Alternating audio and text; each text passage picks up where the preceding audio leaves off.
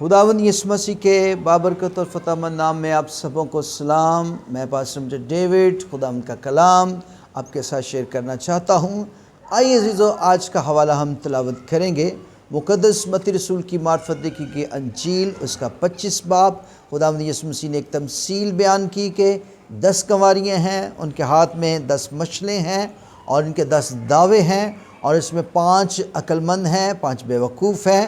اور وہاں یسوع مسیح نے کہا کہ یہ دلہا کے استقبال کو نکلی ہیں اور ان کے ہاتھ میں مشلیں ہیں۔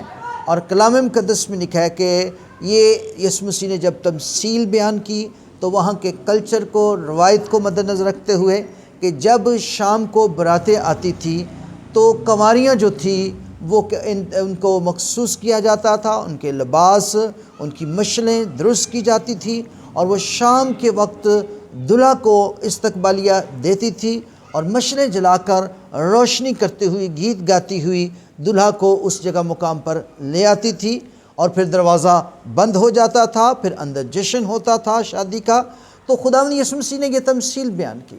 تو یہ تمثیل جو ہے وہ یسوع مسیح کی آمد کے بارے میں۔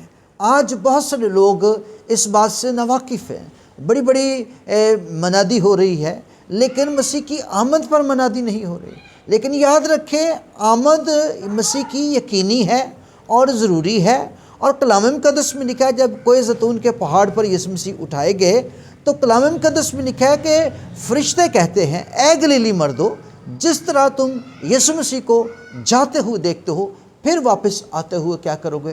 دیکھو گے۔ اس وقت آسمانوں پر بھی تیاری ہو رہی ہے، زمین پر بھی تیاری ہو رہی ہے۔ تو اس وقت کلیسیا کو تیار رہنے کی ضرورت ہے۔ یہ نہیں کہ مسیح کی آمد کب آئے گی۔ مسیح کی آمد کی دیر کا سبب کیا ہے؟ خداوند کسی گنہگار کی ہلاکت نہیں چاہتا، وہ یہی چاہتا ہر ایک کی نوبت توبہ تک پہنچے، کیونکہ مسیح کا جو کفارہ ہے وہ پوری دنیا کے لیے، خداوند کی محبت جو ہے وہ پوری دنیا کے لیے، وہ کسی کو ہلاک کرنا نہیں چاہتا۔ کلام مقدس میں اس تمثیل میں سے خوبصورت بات سیکھتے ہیں کہ دلہا نے آنے میں دیر لگائی۔ جب دلہا نے آنے میں دیر لگائی تو یہ 10 کی 10 کنواریاں سو گئے۔ جب آدھی رات کو دھوم مچ گئی تو جو سوئی تھی وہ جاگ اٹھی اور سب اونگ رہی تھی، سو رہی تھی۔ جب آدھی رات کو دھوم مچ گئی کہ دلہا آن پہنچا ہے تو کنواریوں نے کیا کیا؟ اپنی اپنی مشلوں کو درست کرنے کی کوشش کی۔ 5 کی مشلیں بلکہ 10 کی مشلیں جو ہیں وہ بجھ چکی تھی، اور کلام مقدس میں لکھا ہے جو عقل مند تھی انہوں نے کیا کیا؟ انہوں نے مشلیں لی، ان نے تیل بھرا، لیکن ساتھ میں کپیاں بھی لے لی، ایکسٹرا تیل لے لیا، اور جب مشلوں میں تیل ختم ہو گیا تو انہوں نے نیا تیل بھر کر مشلوں کو روشن کیا۔ جو بے وقوف تھی، جو غفلت میں سوئی رہی، لاپرواہ تھی، اور ان کی تیاری درست نہیں تھی، اور ان کو یہ اندازہ نہیں تھا کہ دیر بھی ہو سکتی ہے، انہوں نے اپنے حساب سے، اپنی مرضی سے تیاری کی۔ لیکن جو عقل مند تھی اور وہ جانتی تھی کہ ایسے کاموں میں دیر لگ سکتی ہے، تو انہوں نے کیا کیا؟ جو بے وقوف تھی انہوں نے عقل مندوں سے کہا کہ تھوڑا سا تیل ہمیں بھی دو تاکہ ہم مشلیں روشن کر لیں۔ لیکن کلام مقدس میں لکھا ہے انہوں نے کہا جاؤ پیچھے جا کر مول لے لو، اور جب وہ مول لینے گئی واپس آئیں تو کیا ہوا؟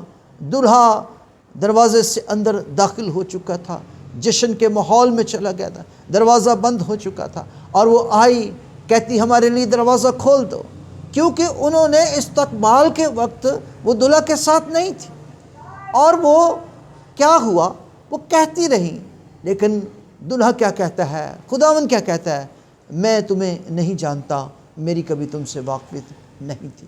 سو عزیزو، یہ تیل رول قدس کی علامت ہے، یہ کسی کو دیا نہیں جا سکتا، یہ ہمیں ہر روز حاصل کرنا ہے۔ پاک روح کے وسیلہ سے ہماری زندگی مشنوں کی مانند جلتی رہے۔